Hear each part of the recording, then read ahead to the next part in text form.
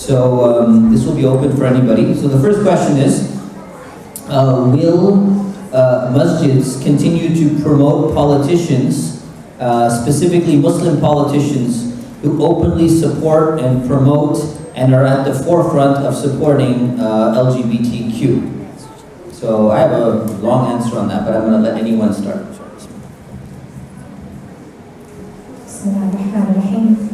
I'm not really sure how I can answer that particular question, just because I think that probably every case is different. However, it does remind me very quickly. So there's a well-known Muslim activist who's very open about her advocacy for LGBT issues. And some years back, she actually did visit our community, now that I think about it. And it's interesting because at that time I was not, we don't necessarily kind of apply a litmus test to people who come through the doors of the masjid or the seminary necessarily. But it's so interesting. So one visit many, many years ago, a very short visit, and because of that one visit, someone associated me with that particular activist and basically said that I sympathize with her ideas from one visit years ago. And I didn't even meet her, by the way. Okay? So the point is that if it's an official event at the masjid, then I think it is appropriate to make sure that the views expressed by that speaker reflect the values of the masjid, or at least if something's expressed that the masjid does not endorse, just be very clear about what is the purpose for inviting that person. That's what I would say. Also, very importantly, the private nasiha or advisement of that person is also something that the masjid potentially should undertake if they want to involve that person in an event. That's what I'd say about that. Okay, so I also have some thoughts on this. This is a very common question. So this comes back down to political advocacy and what type of candidates we're going to support. So I think what needs to happen is Muslim leadership or Muslim activist leadership, they need to have a very clear framework for the type of political positions and political candidates that they're going to be supporting or that they're not going to be supporting. And Shaykha mentioned this book. It's one of the best books, maybe one of the only books, one of the best books on the subject, is Towards the Sacred Activism by Imam Dawood Walid. This is a must read for anyone who's in activism. And what it's going to teach us is basically, we can never support anyone, or we cannot support any cause ever that's going to be against Islamic teachings. But what if you have a candidate who is Muslim or non-Muslim, but they're going and supporting causes that are against Islamic teachings? What do we do in this case? So what Muslims have generally done in the past, and we should admit our mistakes, is they said, you know what? We need a Muslim at the table. We need to have a Muslim in politics because it's going to be good for us, because it shows that we're normalizing Islam, and we might get a nice little iftar party at the city council or something like that, and they might put up some, Eid lights, somewhere or something like that. And you say, okay, that's all fine and dandy. But what I think we really need to do is we need to stop voting for people based on their identity and vote for people based upon what issues they actually stand for. So if you take a politician, first of all, let's say there's a Muslim and a non-Muslim politician. We can say, okay, there's a scale of 1 to 10 points if they agree with all Islamic causes. We'll give this person extra 1+ point for being a Muslim. But then they support the environment and they're going to help reduce carbon emissions. See, that's good, we support that. Alhamdulillah, they get +1 point again. They're going to support the issue of Palestine and help the Palestinians. We say, mashallah, great, we'll give them +1 point again. And the other person, they're supporting Israel and more funding for Israel, points going down. But then they support maybe, some other cause that's good for Muslims. They support less military invention generally around the world. You give them a +point for that. But then you go and you say, okay, what if they're supporting something that's affecting us and our children, like LGBT? It's got to be a -point. If not a -point, maybe -2, maybe -3. So what we're going to do is we're going to vote for people based upon a very clear mapped out curriculum, if we're going to vote at all. That's a whole other discussion. But assuming we are, we have to have some type of formula and say, because most politicians, they either have like 5 to 10 issues that they really stand for and they push for. And we need to weigh those issues, and then we need to approach politicians from a position of power and say, you want the Muslim community's vote? Then you need to vote on our issues. You need to be with us on our issues. Not you come to the masjid iftar and you come in with your suit and tie and your dress and you look all fancy and you give like a assalamu alaikum, I love Muslim. That's great. We've had all that before. We've seen those politicians and then they stabbed us in the back and we didn't really get very far.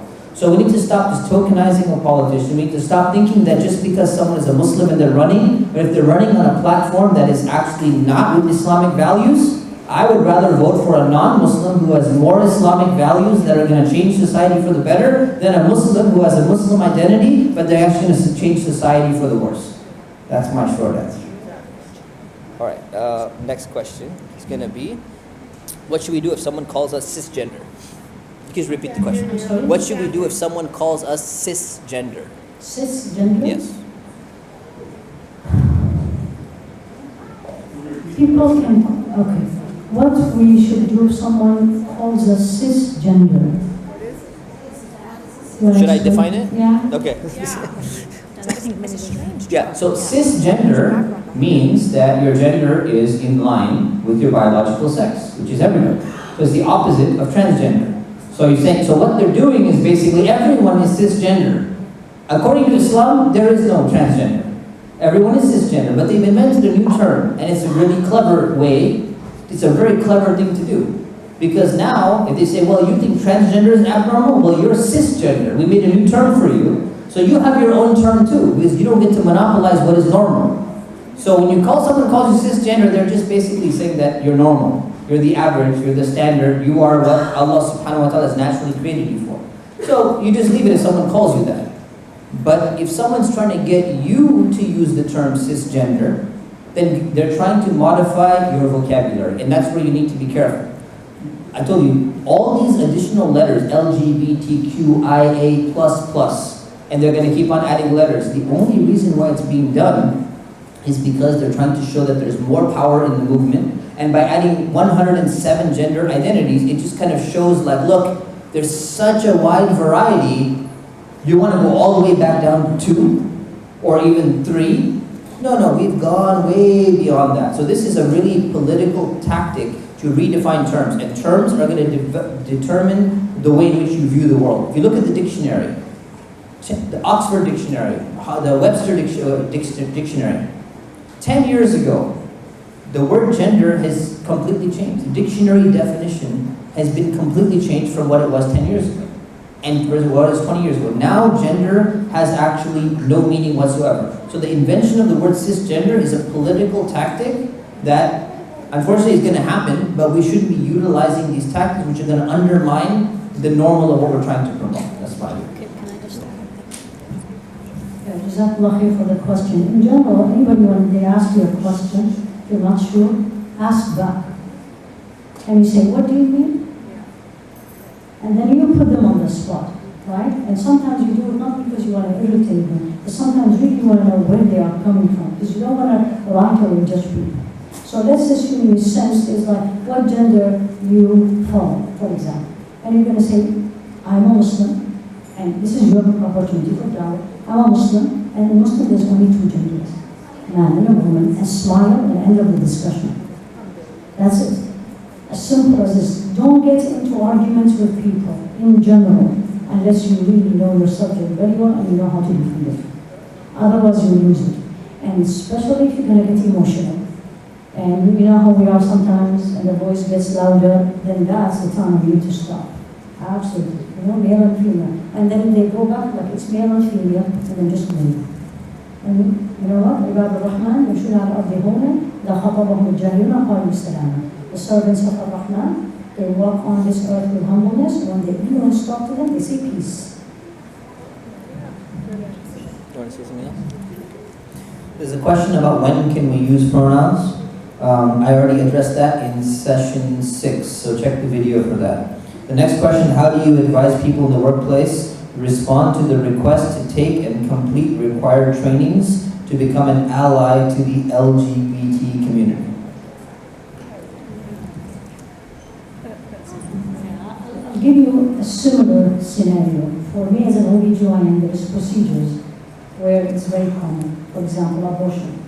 For example, tubal ablation. You make it clear from day one. You don't do it. Period.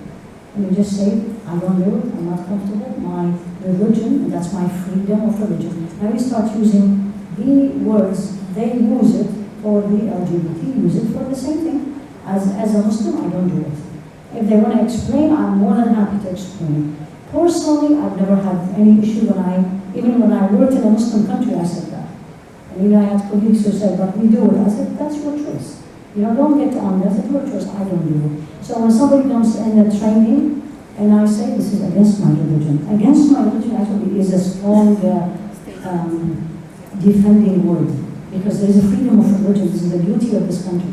There is freedom of religion. And you say it's against my religion. And then, again, calm, without looking down at people, just please forgive me, can't do that, it's against my religion. I keep hearing from progressive Muslims that Iran and Egypt have been offering gender-affirming surgeries. I'm looking for facts and clarity on this, please.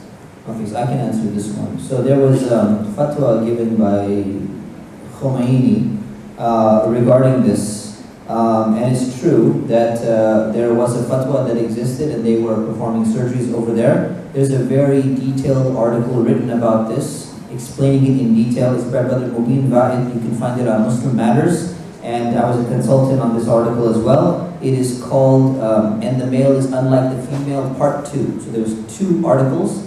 This is in the second one. It's about 40 pages long. And he goes in detail about all the fatwas that existed, that had been coming out. Egypt, I don't remember, but Iran in particular. And then there was something about Sheikh Faisal Mawlawi that he documented in a footnote.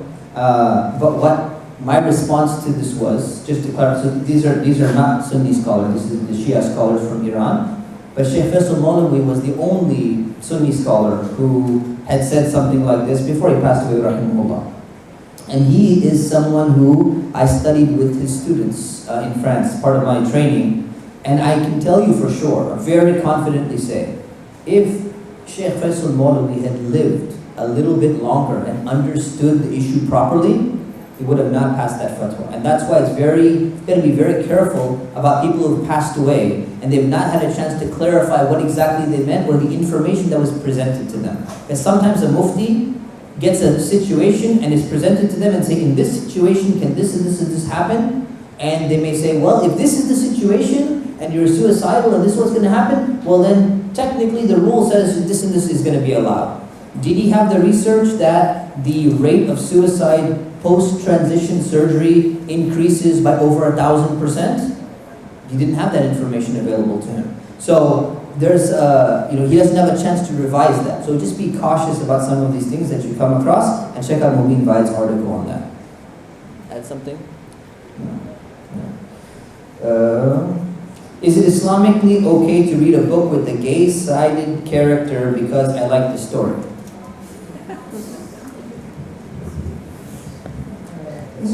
These are interesting questions, aren't they? Are there any? Yeah, I know. These are tough questions. I'm going to have, to be very honest, and I've never read that kind of literature. Shaykh, what do you think about it? Simple and no. Because why don't you love something Allah loves? Because that's the rule. We never disobey Allah right away. Right? If you see, I'll give you an example from medicine. When you ask somebody, a patient, why do you smoke? Cigarette. Most of the time, somebody around them is a smoker. A friend, a parent, or somebody. And they become what? It becomes norm. And then gradually they like it, and then gradually they do it. That's a slippery road.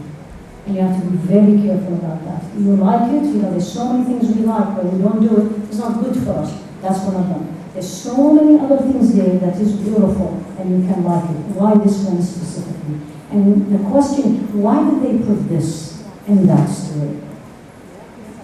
This is how it's called. Anybody of you, I've just recently been speaking with a lot of marketing people, and there's this quote, the sublime messages embedded in there. So you need to be very careful. My advice is absolutely no. If I was a parent, I will not allow my child to do that. I will give an alternative to that. So personally, Shaykha, I do screen the library books that my kids check out because they are interjecting these characters, these messages. And what's really interesting is that I've noticed this trend over the last few years. This is related to books and to culture. The New York Times, especially now NPR, have featured basically Muslims that are filmmakers, or they are screenwriters, or showrunners, or novelists, and often these are Muslims who identify as progressive or LGBTQ, and they're writing storylines around Muslims that are openly gay. And I'm saying to myself, what's happening here? And what's happening here is that this is an attempt to normalize this for the Muslim community at large. That's what this is about. So NPR had a piece the other day. It was really interesting. They kind of like that. They like that juxtaposition, i.e., that contrast of someone like maybe a woman in hijab, and you assume, okay, she's wearing hijab, she's religious, but then she talks about her queer lifestyle and how she's writing a novel about that. So this goes back to the point I made about Muslims kind of rushing into the embrace of the progressive left. I mean, we really have to ask ourselves, how has this ultimately served us? Because what happened is that Islam and Muslim were reduced to identities among identities, labels. An interesting cultural label along with the other labels. That's what happened. When would it be recommended to leave a place where there is overt practices of the people of Lut taking place there? That's another interesting question. I wish I could give a little bit more background there. I think the answer is pretty straightforward, but that should... In general, apply this on everything. When do you stop having a friend? Let's say the friend drink. Let's say anybody who does something haram. When do you stop? Simple. When they start affecting you. And the first effect on you is when you accept it. Once you accept it, then the rejection is gone, and then gradually you're gonna be accepting, maybe being around them with no issues, and then it may affect them, may end up doing it. So usually, as long as because the question usually comes, if I am not going to be with them, you're not going to be with them, who's going to change them, who's going to advise them? And this applies to everything. This is very valid point. But once they start changing before, you have, how long? And I say, what is the deadline? What is the deadline for the change, right? If you're seeing small changes, that's beautiful, because some people need their time. But if there's no change whatsoever, and then your name is with them, and you're seen with them, then they will affect you at that point. And that's what Allah subhanahu wa ta'ala said it in the Quran. To Rasul alayhi salatu wasalam, we read it all on day of Jumu'ah. وَلَا تُطَعْ مَنْ أَغْفَلْنَا قَلْبَهُ عَنْ ذِكْرِنَا وَاتَّبَعَ هَوَاهُ وَكَانَ أَمْرُهُ فُرُطًا. Don't obey or follow the person who is heedless from our remembrance. Why is that? Because you will be like them.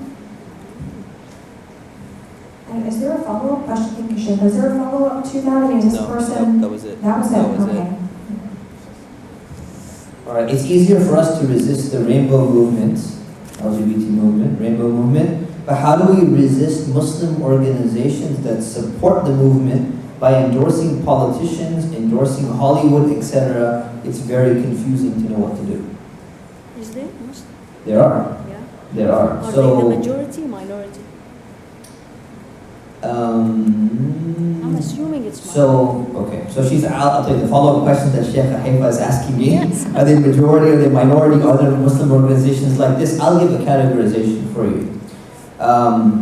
The ones who support and endorse politicians who end up supporting the rainbow movement, there are majority large Muslim organizations that do that. In terms of the ones who are awarding Hollywood writers and stuff like that you were just mentioning, those are the minority organizations, but they're not such a small minority that they're just in the complete progressive camp. They're at the level of being mainstream enough that they're masjid-going people. So the question is, how do we resist those Muslim, what do we do with those Muslim organizations that are promoting something like that, but they're not directly promoting it. They're kind of indirectly promoting people who may be promoting that. Is there some level of, are there some limits that need to be put in place? That's the question. Tough one. What do you think? Want me to answer? Please. So it's similar to, I thought I would just keep passing the microphone over. So it's similar to this rating scale that I mentioned, right? So oftentimes what happens is that civil rights advocacy, people have bought into the idea that if somebody is going to help establish Muslim identity as being a minority identity within America, it's going to be very good for Muslims. And my view is that if we reflect back on that, how far has it really gotten us? How much has the identity politics or minority politics really done great for us in the past 20 years? So we need to ask ourselves that very important question. And then we need to not be fooled into, so a lot of people who are in activism, they are swept up into this idea, which you should research if you can. Last night there was a talk on feminism, some of this was addressed. So part of third wave or part of second wave, I forgot it was second or third. Second. It's third. It was second. I think it was second wave feminism. They invented a term called intersectionality. Was that second or third? I think third. Maybe it was third. Okay. The 70s. Yeah, so it's called intersectionality. Intersectionality is basically this idea. It's based upon a philosopher named Michel Foucault, who basically talked about structural power and dominance. Anyone who's in the social sciences department in a university knows exactly what this is. And the theory is this: all minorities must support all other minorities on all of their issues because there's a dominant power structure trying to oppress all of them equally. So most activists operate upon this assumption that we must team up with anyone else who happens to be minority because we identify as a minority, they identify as a minority, and therefore we must support each other on all these issues. And that's the way in which a lot of activism is being done. That's where we need to change this framework. We need to say, you know what? Yes, we support Muslims' right to practice their religion. We support Muslims' right to not be, hassled and interrogated by the FBI. We support Muslim lawyers coming and fighting for all of these things. But when we team up with another organization and we go back to the framework of towards sacred activism and we make a differentiation between an alliance and a coalition, and he mentions this in the book. And he says an alliance is where you team up with an entire party, and a coalition is when you're teaming up on one particular issue. So what I think should happen is, if these some mainstream organizations are supporting Muslim candidates as a candidate, as their whole agenda, then this is very problematic. But if they're supporting somebody because their politics adds up to those equations that I was talking about, this many plus points, there may be 1 or 2 minus points in there, but if the overwhelming things are going to be plus compared to another candidate, then we don't necessarily need to say we must boycott that organization because they're not achieving anything. That may seem a little bit confusing, but that's my actually long thought out and peer-reviewed, answer for this. If I may add something on Sheikh Mustafa, I think that you as the audience, as the Muslim public, as the potential donors, can also go and say that we don't want to be taken for granted as donors to this particular organization that's going to kind of promote this person that has these views. I think you actually have a right to say that. I mean, as an example, I was at a conference not a long time ago in a major city. This is a major mainstream Muslim organization. And they were highlighting Muslim politicians who just won local elections. And they brought this one person out there on the stage, and again, this is this idea of taking our Muslim community for granted. This politician publicly proclaimed that he never prayed. This is at a Muslim conference, by the way, conservative Muslim audience. And he just says very kind of happily, yeah, I don't really pray, but you know what, I've got a Muslim name, I won this election, my wife prays, so just come accept me.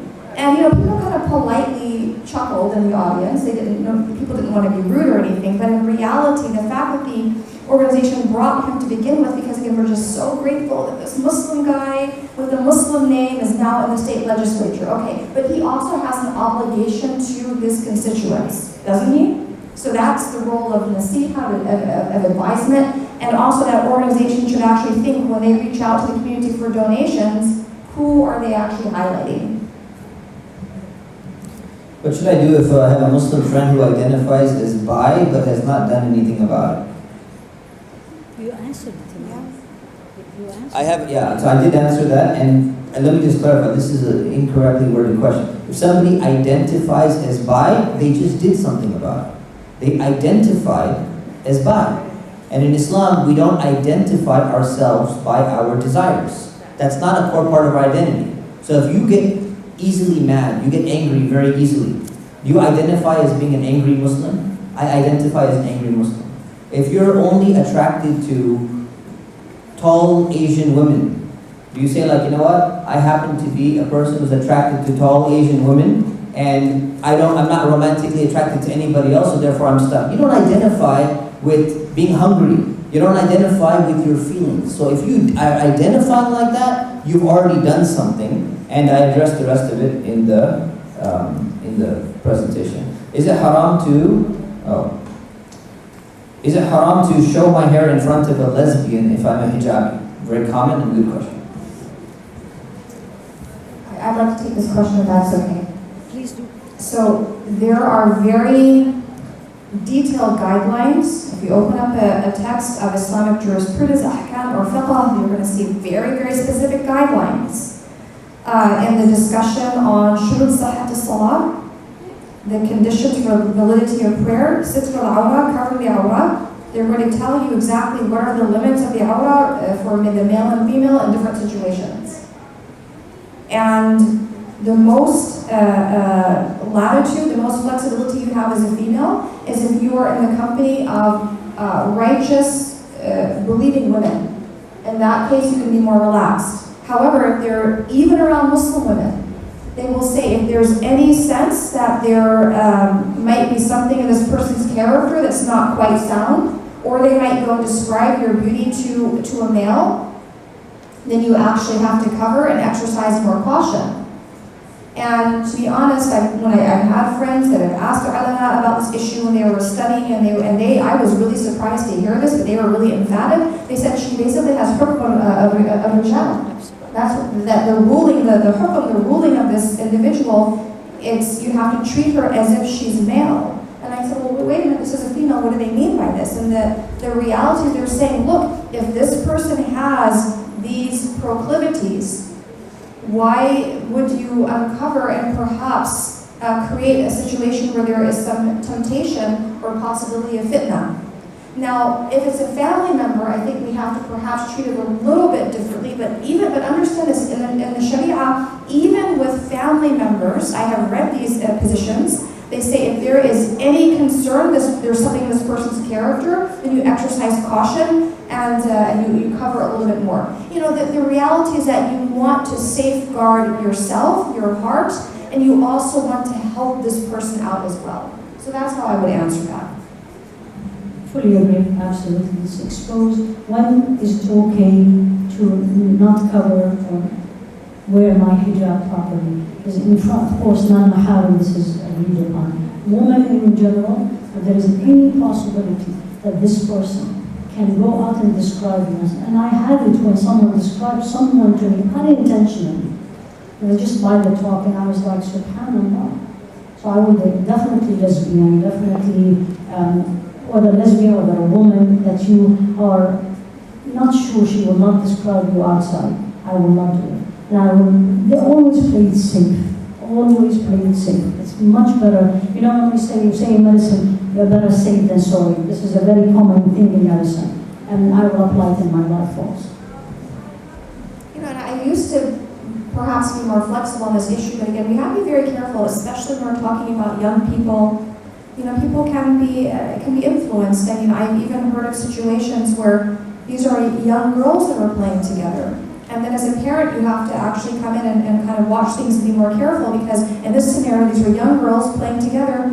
And then one of the kids came and said, well, you know, my friend is basically saying she likes girls. These are young kids. Young kids. So again, we just have to be, I think, a little bit more aware of these situations. I work in urban public schools, and the new rules is if we have not a non-binary student who doesn't want their parents to know about changing their identity in school, we're obliged to not to inform the parents, otherwise we will be fired. I tried to inform as many parents about this, and I asked my boss not to include me in this if we face such a situation. Plus that, I showed my objection to this new policy. Do you think this is enough? Have I done enough? Or do I inform the parents and get fired?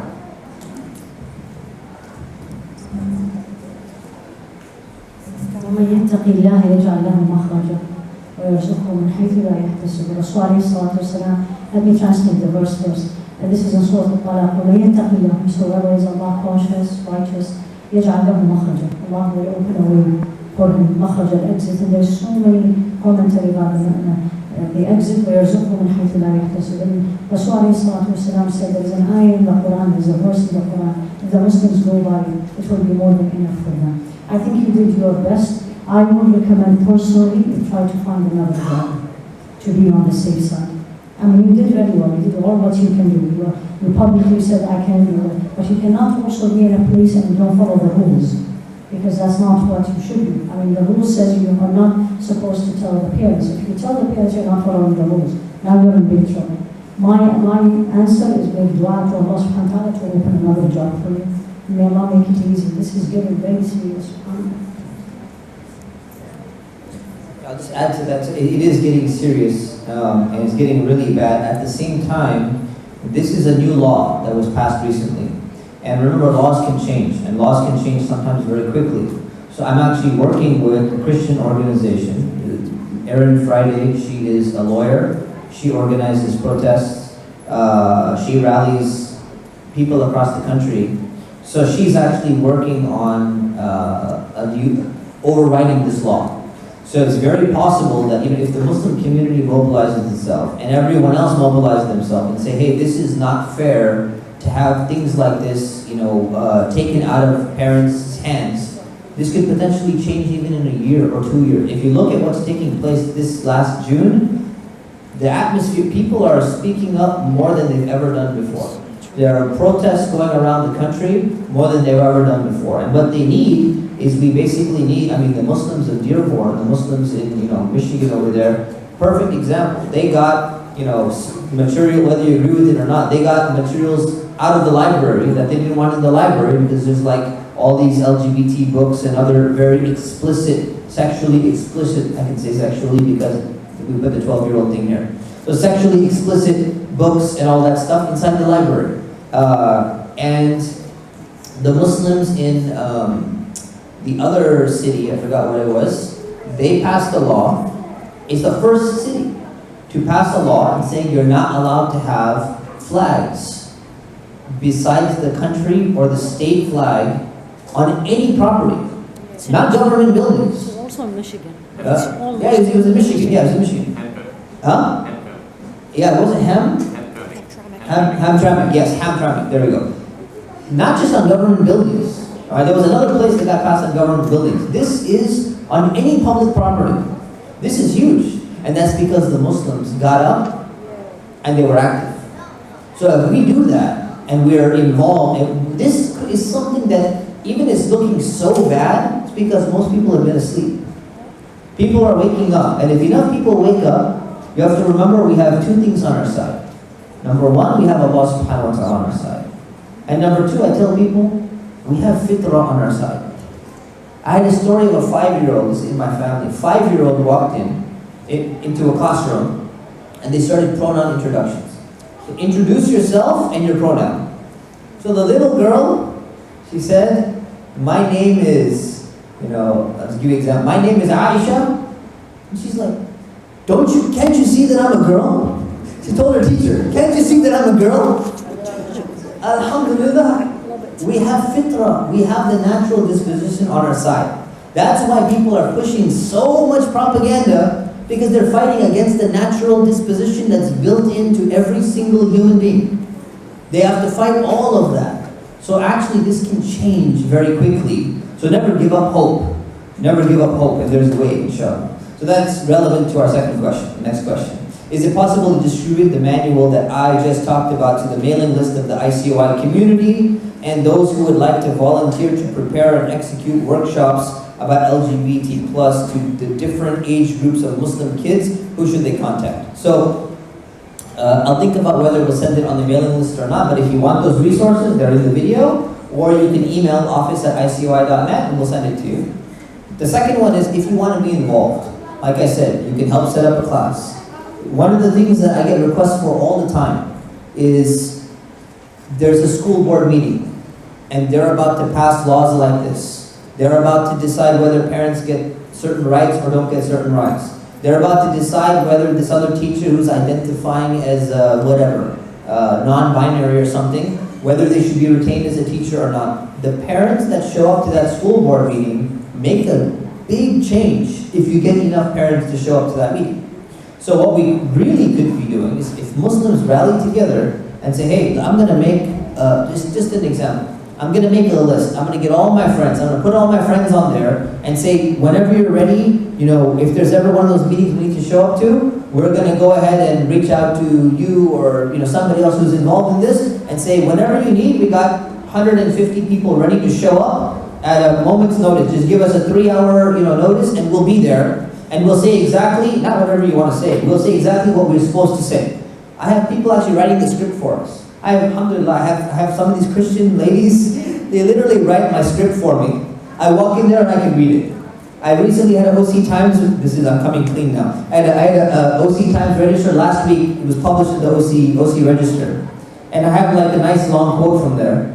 I didn't write that at all. I had her write it for me. She does an amazing job. This is what she does. People are there to do all of this work. We just need to be organized. But let me give you the caveat. The caveat is, Brother Amin's not going to organize this. And I'm not going to organize this. So if you say, you know what, how about this? I'm going to get you 100 people and send you all their names and you set up a WhatsApp group and you let us know what's going on, that is very inefficient. So if you want things done properly, make it efficient. If you come to me and say, hey, you happen to have these contacts, I don't need any further communication from you, I'm going to do all my own work, but whenever you need Muslim parents to show up and you got a script and you got everything ready, you just send me one message, here's my number, give me 24-hour notice, I'll get you 50 people at the meeting. I can do that. I can't, and he can't, and ICOI cannot set up a tab on our website, set up a WhatsApp group, recruit the parents, send it out in the newsletter, follow up with all the people who put their phone numbers. We don't have the resources for that, but other people do. So if you organize it well, organize it properly with minimal other effort from other people, and I would love to be part of that effort. I would not love to lead the effort, but I would love to be part of that effort. So that's my take on that. Want to add something? No. We're almost getting us your time. Yes, we gotta stop right now. There is the fatwa. All right, so hopefully this has been a beneficial program. I'm going to ask both sheikhs to conclude with, or one of them, or both of them to conclude with the dua before we leave here.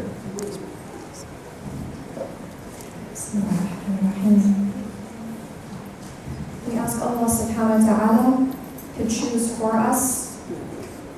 We ask Allah subhanahu wa ta'ala to preserve the iman of our youth, of our next generation. We ask Allah subhanahu wa ta'ala to show us truth as truth and cause us to follow it. And to show us falsehood as falsehood and cause us to avoid it. We say, رَبَّنَا لَا تُزِغْ قُلُوبَنَا بَعْدَ إِذْ هَدَيْتَنَا وَهَبْ لَنَا مِن لَّدُنكَ رَحْمَةً إِنَّكَ أَنتَ الْوَهَّابُ. We say, our Lord, do not cause our hearts to swerve or deviate after you have guided us. And we ask Allah subhanahu wa ta'ala to bestow guidance on us, to envelop our community in His mercy. We ask Allah subhanahu wa ta'ala to forgive our sins, the major and the minor, those of which we are aware and those of which we are unaware. We ask Allah ta'ala to bless our teachers, our scholars, our elders, our youth, to fortify us in these difficult circumstances so that we fear none other than Allah subhanahu wa ta'ala. And we ask Allah ta'ala to give all of us the most elevated niyyat, Because our Prophet said, alayhi salam, that إِنَّمَا الْأَعْمَالُ بِالنِّيَّاتِ, that the actions are by intentions. And also the Prophet said, peace be upon him, the actions are by their endings, khawatim. We ask Allah Ta'ala for husn al-khitam. وَالْوَفَاةَ عَلَى الْإِيمَانِ مِنْ غَيْرِ مِحْنَةٍ. So we ask Allah Ta'ala for the best ending. And we ask Allah Subhanahu wa Ta'ala for a death that is upon Iman, or an ending that's upon Iman, without any trial in that faith. We ask Allah Subhanahu wa Ta'ala to not hold us to account for that which was beyond our control. وصلى الله على سيدنا محمد وعلى آله وصحبه والحمد لله رب العالمين. جزاكم الله خيرا. تكبير. تكبير. Thank you so much.